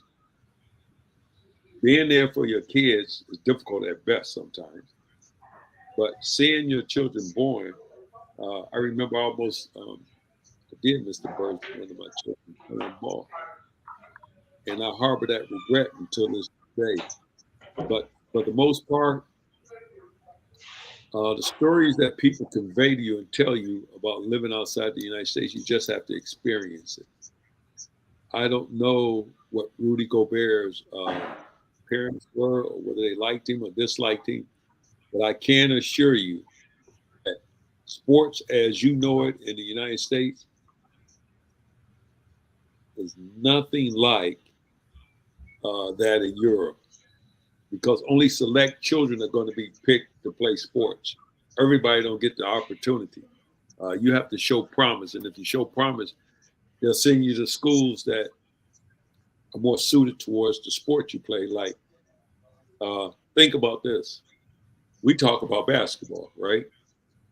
They talk about football. We think, oh, football. Soccer, yeah. Soccer. When I tell you, King over there, everything is subject to soccer. We get an email, or we got a note from our brother-in-law this week telling us that the Ipswich Town has been moved up to the Premier League. That's like telling me the Knicks won the NBA championship. People from the North are going to be about that. But the people in the small town where my wife is from, they're ecstatic. They had a big party in the park and all this stuff. So again, it's the relevancy of the relevancy and the timeliness of the issues that you're addressing. So do I like the Knicks' chance to win? As long as what's his name? Don't come back. Randall. Good chance of Julius Randall. As long as Julius Randall don't come back. Oh boy! If he comes from his end. But Mr. Brown, you're not wrong, because what he's gonna do, he's gonna demand the ball in his hand, and it's gonna take it out of Brunson's hands. So you are absolutely right. They're gonna trade him. You think so? He's trade baby. Yeah, I think he's trade. I think he's gonna get traded too, and I think it's gonna be somewhere where it's gonna work out for another team that need a guard. But go ahead. You want me to tell you I don't think he can play with him. I don't think he would adjust to play with him. He's not that type of person. Okay, I got you. Yes, sir. But you the biggest trade looming. You want me to tell you the biggest trade looming on the horizon? Who's that? You hear? Fat boy. Zion? Yep. I mean, I'm assuming you mean Zion. Don't nobody want that big out of shape ass goddamn show up part of the time ass. Let's be nice and just say, he's got to discover himself. He needs a mentor. He needs, like any young person, or even some older people, needs a mentor, needs somebody to talk to, needs to understand $200 million in American money. Since we're talking about, I hear a lot of culture tonight, right? I hear a lot of life, right? And that's why, to me, that this is entertainment. We have to accept it for what it is, and we have to expose and help others to understand what the NBA and life is about. It's about life. I've always said basketball is life and life is basketball. And you can learn a lot. I'd have Well, to disagree. and then any sport, I'm and then Can I any throw sport. And Can I that's throw a what word I out here? value the Throw fact it in there. I was able to travel, around the world and around the country, and I value this experience, right, of having playing sport. I met so many wonderful and beautiful people. I learned so much about different places and different times. I've learned how to deal with adversity in my life. Basically, a lot of this through sport, through travel. And that's why, to me, it's entertainment, and it's one of the words that we've talked about so much. Antoine mentioned it, Mr. Brown, and I mentioned it. Culture. What do you know? What have you been? What have you been through? What is life about? How do you see how these influences or these norms by certain people in certain places that we've been, I'm that gonna we see through our eyes and we heard through our ears, how has it affected us? What does it mean Hey, to us? Mr. Brown, before you hop in, look here. Look, Mr. Brown, before you hop in, because I want to look here. I need both of y'all numbers because I want to talk to both of y'all. Both of y'all cats have just given. Hey man, I hadn't had no OGs in a minute. I just got me two old. I like I said, Mr. Brown. I done talked to you before, Mr. E. This is my first time talking to you. Hey man, I need both of y'all numbers so I can talk to y'all. So y'all can pour into me. I need So I you. can. I I want need because like you say when you start talking about the things that you guys have seen that we have not seen, and like you said, when you get into that same thing, you just said, like you say, Mr. Brown, you said something that was, what I'm saying, like that entire you could have not just one podcast, you could have a whole series let me on the things let me tell that you you just said. let me tell you something else right here. There are a lot of guys in the NBA, and you read about it every day. There are a lot of guys in the NBA. Of course, they're there for their talent, but you know what? They feel the way I feel. They feel the way Mr. Brown feel, and feel the way you feel, right? So this is nothing new. It's just the thing about it. These guys, such as a Rudy Gobert, right? As Shaq said, all I have to do is average 12 points and get 2 rebounds, whatever, make 200 million. Money is a catalyst. It's an impetus to do whatever else. It's a tool that everybody Hmm. hurts, whether you're a basketball player, football athlete, whatever, is how we are able to organize, prioritize, and put things in a proper place. Whether it's death in the family, whether it's a close friend that's befriended you or somebody, or we all go through emotional stuff. Let me give you an example right here. I can ask Mr. 411 now. I can talk to him now, being a former referee for 23 Hmm. years with him, right? That called to the other night. I know what Mr. 411 would have called and wouldn't have called. I know what I would have called, right? Watch this right here. Hmm. Guarantee you I'm right. But guess what? I know it's a cultural conditioning from the general area that we refereed in our thought process, right? And I'm not saying I would have called what he called, and I'm not saying he would have called what I called, but I know what he would have called. That's just a cultural conditioning because of the culture of the refereeing. We're right here in the state of Georgia now, right? So alluding to something that Mr. Brown said, some things that he's seen right here in Hmm. the state of Georgia. I know what Mr. 411 would have called in right here in the state of Georgia with this, because I know the organization and the culture of the organization. It's not making anything right or wrong, but it's the thought process. Yep. Deep breath, take a deep breath in your nose 2 or 3 times, blow it out, hold it, relax. I want you to do that tomorrow in life, or whether you're on the court just playing around, shooting a couple jumpers, Antoine. Hey Here's guys, what I want quick to say. quick update. Quick update. Halliburton with 22 points so far tonight, first half. Okay, Mr. Brown, go ahead. So I always engage people, and I'm going to remind you one of the most important things in life is words matter. So I heard you use the word mentor. By the very definition, it's an exclusionary and discriminatory word, and I'll explain it to you why. During the Peloponnesian War, when a man left to go to war, his wife was not allowed to raise the male member of the family. So that male child was turned over to the village mentor, man tutorer. He tutored him in a way of a man.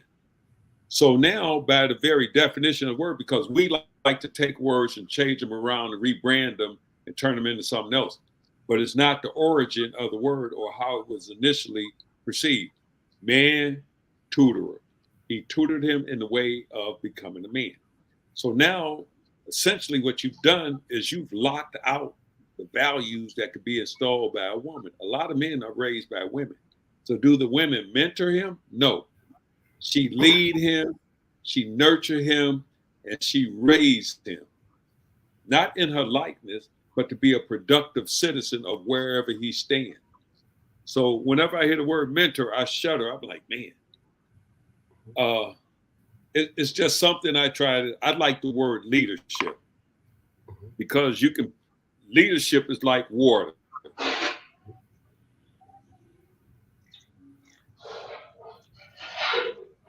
It's found in low places, is good for all things, and above all, it makes things grow. Hold on a second. Let me check something out. And he said mentor. Oh, 1 minute. Mentor.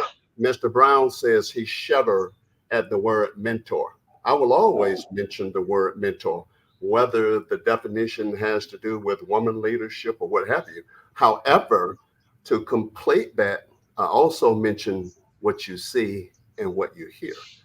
So whatever way you want to receive it, whether you see it and it's from your own conceptualization, from your own cognitive state of how you believe and perceive, seeing and hearing. We have the eye gate. We also have the ear gate. We also have the mentorship. So whichever one of those you want to use, I guess it's kind of like what Bobby Brown said, is your prerogative.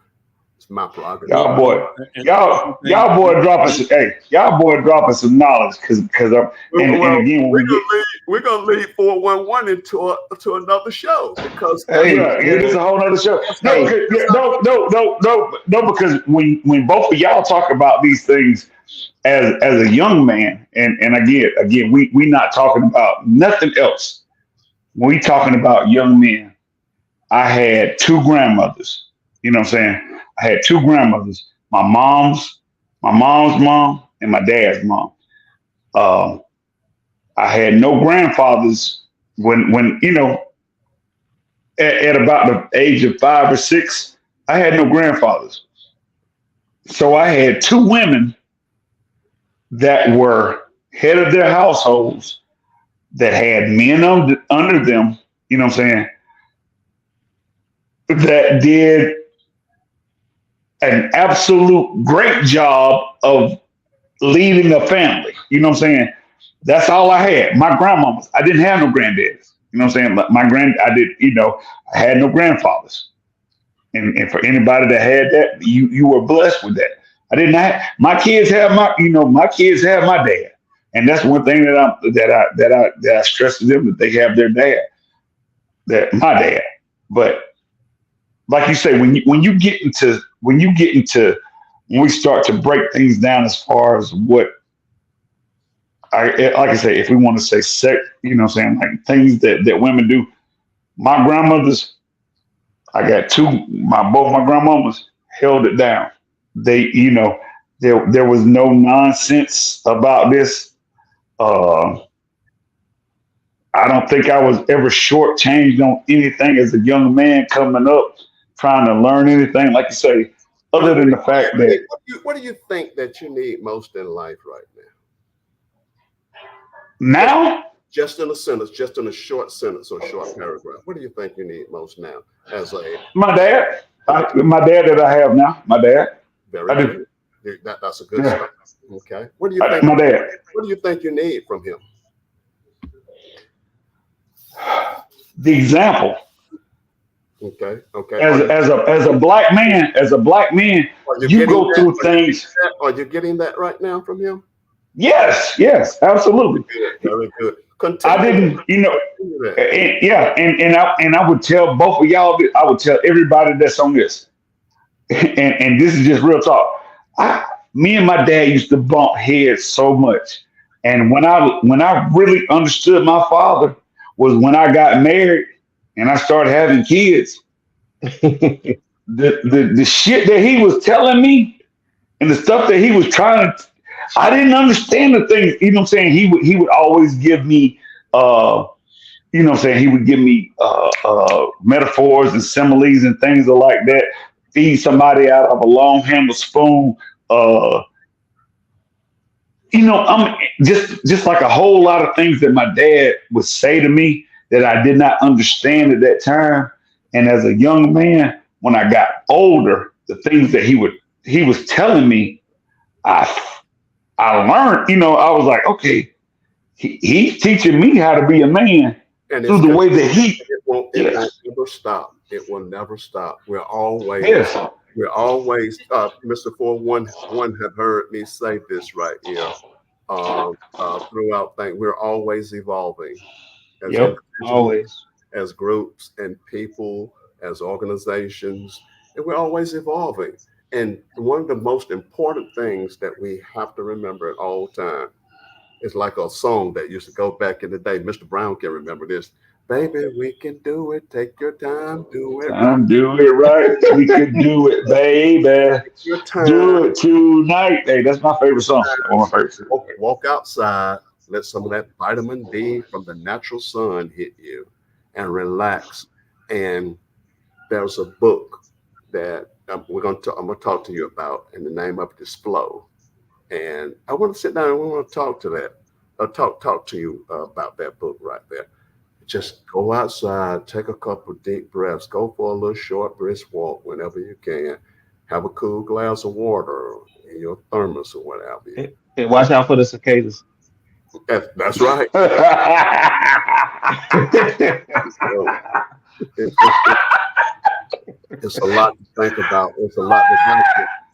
It's a lot to You digest. stupid TJ. And it's a lifetime experience. So Yeah. stay excited, stay Yeah. passionate, but then understand the process is lifetime and it's ongoing.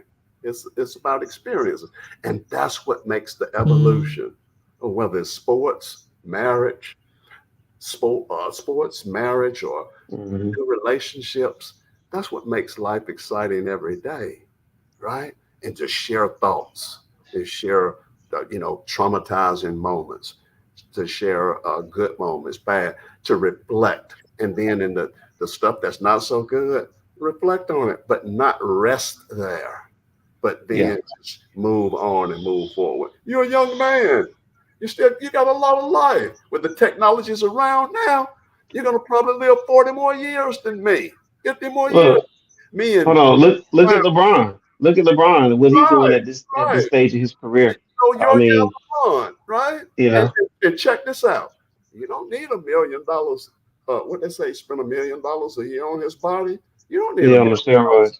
You don't need yeah. Michael Jordan was using steroids. He's before his time. He used some type of enhancing. Uh, Kobe did too. yeah. So Kobe had blood transferred through his knees and stuff. Went to Europe, right, Mr. Brown, and had that done 30 years ago. So Yeah, things happen. yeah. My word here is be encouraged. Stay encouraged. Keep your passion and just learn. Hey, it's all right. And, and, ju- What Luther Vandross say? It's all right. It's okay. Ooh, baby. It's all right. All and, right. and and guess what? And guess what, gentlemen? That's what this is about right here. Like this is live. This is live. It's unscripted. We go wherever we go with this. But yes, are we talking sports? Yeah, that's what brings us together. That's what connected all four of us, right? There's a connection through sports with all four of us at some level, whether it was like me and E through officiating.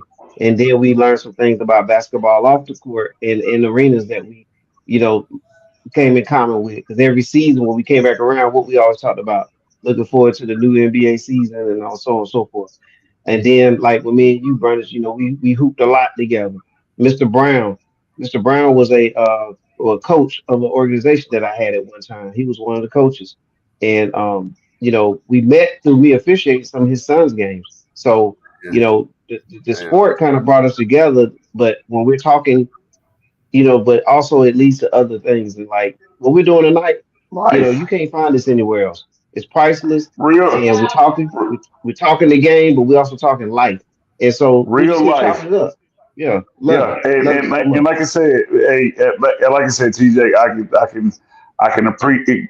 I'm just telling both of y'all, Mr. Brown, Mr. E, I am blessed, truly. Like I have been blessed just to listen to you guys over the last, what I'm saying, hour and 45 minutes. Like you said, just to hear the stories that you Yeah, guys have been 45 seconds. talking about. You know what I'm saying? Like just that. You know what I'm saying? Hey, Like, hey, watch this right. like Watch this right here. I'm not cutting you off, but I want to save you some breaths. I wake up every day, not every other day, and this is part of my prayer. And I hope somebody else is listening to this too. God, send somebody Mm, that can help me, right? And then the other part of that is send somebody that I can help. And God knows the way and when. It's up to me to have my humility and use the amen. wisdom that He's given me, right? Because it might be hmm somebody I don't like, right? That He's sending to me to challenge my humility or to help me with my humility. And then for whatever skills and talents that I have, I want to receive and I want to be able to accept in my humility or whatever case I'm state of mind that I might be in. And I want to be able to do the same thing for somebody else. And therefore, you know, as they say, a star is born, a relationship is born. And then, Hmm. hey, one person plant the seed, one person waters, one person may see the fruition of that. So Well, it's all good. Mr. It's all good. Mr. E, Mr. E, well, you got your mentee now. I want, like I say, I want to talk to you. And like I say, the last time I talked to Mr. Brown, man, me and TJ, we had, like I said, we did a podcast before, Yeah, and like I said, man, you guys, like I said, just for this last little bit of time, man, you I get need so much help. poured in. I need You get help. so much. You get so much. Yeah, man, you get so much poured into you, and then like you say, when you got, you know, what I'm saying, like you say, when you talk to somebody, and like you say, it ain't just about always about names and certain things that you do, but when you talk to people, and then when I could, even at my job, it's some of the younger guys that that I try to talk to, and talking to some of them, and like I say, just to be able to, like I say, when you're able to express things to people, and you can find, they would say, when you find somebody where they are, you're not talking down to somebody, you're not talking up to somebody, but you meet people where they are. That is a truly a blessed thing. And then like people can receive the information. You know what I'm saying? Like it'd be one thing if, like you say, you could come on here and talk about I did this and I did that, and if nobody takes the information that either one of you guys was giving out, then it's like, it doesn't matter. But both of you gentlemen are so humble and so, It's like I about say, man, hey, it's about it's the it's, spirit. it's so It's about yeah, for me, I'm just saying it's so OG, man. That's just something that we, as a young man, we were coming on. That watch was out some of the for stuff that we got that we don't have anymore. We miss all the OG shit, man. We do. We really do. watch this OG stuff right here, and you know about it. Okay. There's a song Earth, Wind, and Fire used to sing. See, look, I'm talking about music now. Yeah. And I do this because I'm not a singer, right? But watch Yeah. It's all about love. Oh, baby. All about love. All about love. That's the love, man. Hey. It don't worry about where you come from. It doesn't make Yeah. a difference about that. You just, hey, listen, rest in your own peace. And you're responsible for that. Nobody's responsible for your peace. You are. You are. Yeah. Hey, listen. Mr. E, Hey, you gonna put out a fire with that singing, but yeah, I get it though, Mr. E. I get it. Win. oh, baby. Oh my God. Y'all silly. But yeah, hey guys, but you know we can end this. But we can end this on the court, guys. You see the brackets up here. I'm gonna name 4 winners. Y'all tell me. I'm gonna name some winners. Y'all tell me if I'm gonna be right on this. Okay, all right. Boston, Cleveland. Boston's gonna advance. Are we good with that? Yep. Okay. Everybody's cool with Boston. Derek White doing his thing. Oh yeah. Okay. New York and Indiana. I'm gonna go with that selection being New York. Anybody disagree? Yep. I'm going to New York. But they have to go back to New York. What can happen? What's the scenario now? If they have to go back to New York will win. If Jalen Brunson can hold up and continue to knock down, be able to play 44 minutes per game, what have you? Oh gosh, yeah, they'll win. But that's gonna kill them against Boston. But I'm there with you. They'll be Indiana. They'll be Boston. New York will be anybody Indiana. disagree? Anybody disagree with New York at this point? No. All right. And then let's go west. Wow, it's getting tough. All right. Dallas and OKC. I'm gonna be honest with you. My pick is Dallas.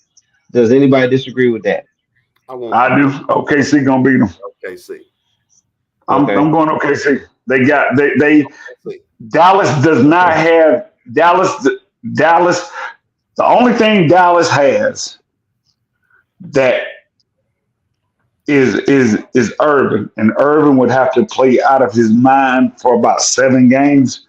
And if he can't do that for the next 6 games, then they can't beat them. Okay. And now Denver and Minnesota. I'm gonna be honest. Before the series started, I had Denver winning in 7 games. So I'm gonna stick with my pick, Denver in 7. Okay. Nope. Minnesota. Okay. Minnesota in 5. I gave you my reasons earlier. Defensive player of the year, stretched 4 or 5 man, Carl Anthony outside plus inside. They have the length right there, and we know what the Ant-Man is, and we see what Nas Reed can do. Okay. All right. Minnesota. So that's Minnesota in 5. If Denver can't win tomorrow, then they sweeping them. But if Denver can't get it, if they don't get one before it's 3, it's a sweep. Yeah. Okay. So that obviously the next game is super important. So we'll see what happens when they resume that series. All right. So that's our talk for tonight. Culture and cultural conditioning. And there it is. Make sure you check us out. YouTube right there, 401 Sports World Network. Hey guys, I had to rebuild for the YouTube page. So as many people as you all can get to hit subscribe, that will definitely help out. Again, I had to rebuild that page. TikTok is thriving. Make sure you go to TikTok. Make sure you at least subscribe to it. Share it with your friends. Even if you don't have TikTok, let them know to do so. There's the QR code. There's the name, Mr. 411, right there. Make sure you do that. We're trying to get to that 10K number. We're closer than you think. So definitely appreciate that, everybody. And anything you got to say there, Mr. E? Mr. Oh, okay. 411. Yeah, do that again for the same language. There you go. 4. Yep. 1. Other one. There it is. The only one. The only one. I'm like I said, this is totally off off subject, but Mr. Brown and Mr. E, when TJ send me y'all information, he gonna send me y'all numbers. I'm gonna text you first and let you know who I am. Either way, but like I say, man, for just for the information, I love. Hey, man, I love the information, Over man. the world, man. You're gonna reach I us. love the information, man. Y'all cats are We're here. it's y'all been some water in an oasis, man. It just you hear so much of stuff that you can't relate to, and then once you start hearing some real knowledge and some real Glass half empty, or is it half full? yeah. Handful, When you baby. start hearing some real knowledge, and like I say, from both of you gentlemen, I want to be able to pass something along myself because, like I say, I'm in touch with some younger guys, and what I want y'all to pour into me, I can pour into somebody else. So, Hey, Brandon, I appreciate both of y'all, man. do this for me, Brandon. Make sure all of them subscribe to the pages. Because they also can watch these guys in action too. Because we had some deep dives into some things on a couple episodes that's lurking Oh that's yeah, floating around out there too. So yeah, most definitely, yeah. yep. Like I said, the info will get to you. And by the way, Surge TV, we got to thank Surge TV because we're also on a simulcast. So we're also on Surge TV, which also is there on their YouTube page and also on their app.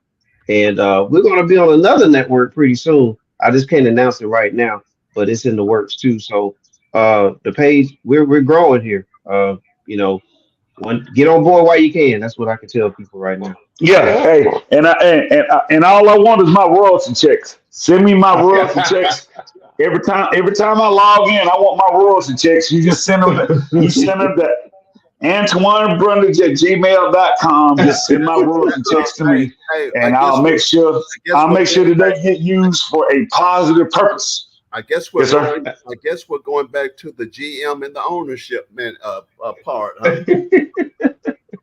Hey, we Yeah. get into those numbers, right? Okay. Yeah, All right. GM, GM Jones. I need my check. We might pay it. Hey, we may have to pull a Darvin Ham on you now. Y'all don't know. Yeah, y'all don't know. I know TJ. Okay, we'll see. I'll talk about it later. But look, we definitely appreciate everybody being on, man. This has been a joy. And again, we'll get together as we get closer to the conference finals. Mr. Brown, you want to close us out with something tonight? I just enjoyed myself listening. This is one of the better times. I didn't have a lot to say, but I gleaned a lot from the various conversations. So thank you guys. Yes, sir. Mr. Brown, I might need your number. I need to talk with you too. Hey man, Mr. Hey man, we all need to hook up and link up and listen. Like I say, Mr. From the last time I talked to Mr. Brown, yes, sir. and he was dropping, like I said, he was dropping them dimes and nuggets then. So it's the same thing, man. And like I say, for nothing else, man, when a lot of black men get together and it's positive, this is the stuff that needs to get out. The things that black men do together to create some positivity and we can see it. Right, and we sitting here with some, like I say, just check it out. We sitting here. Thing that we missing out on. So. Yeah, but then that's what we're doing here. We're sitting here, and it's different. We have different errors. We've seen things from different lenses, and we're able to absorb it. I learned a long time ago when people talking, I need to listen, and that's what we did today. Plenty of time here, and that's why I love having these gentlemen on here. They always dropping wealth of knowledge and nuggets for us, whether it's in sports or life, and I definitely appreciate it. I appreciate everybody being on. Appreciate everybody tuning in, and hit that like, subscribe, notification bell. Make sure you share, because sharing is caring. So for Mr. Brown, Mr. E, Mr. Twan, I'm Mr. 401, and we'll catch y'all on another time. Everybody have a great night. Enjoy the games.